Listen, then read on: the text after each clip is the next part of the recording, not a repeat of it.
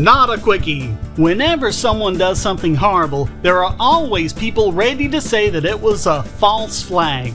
The term false flag goes back at least to the 16th century, where the term was quite literal. Want France to go to war with Britain? Just attack a French port flying the Union Jack. Or you attack Native American tribes flying the flag of the English colonies and start the French and Indian War.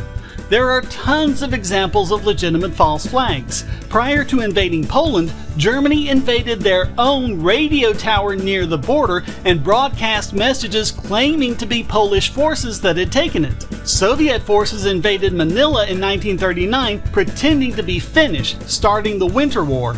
The Gulf of Tonkin incident in 1964 was when a U.S. Navy destroyer attacked itself and blamed the Vietnamese. There are tons of examples in Pakistan and Palestine.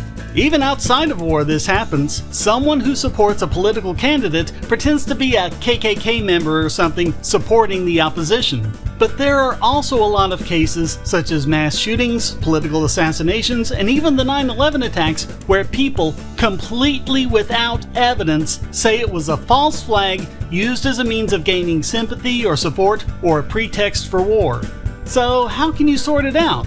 There's no certain way without evidence that's probably years away, but here are a few pointers. First, understand that the prior probability is towards it not being a false flag, so make sure the indications that it is are pretty strong.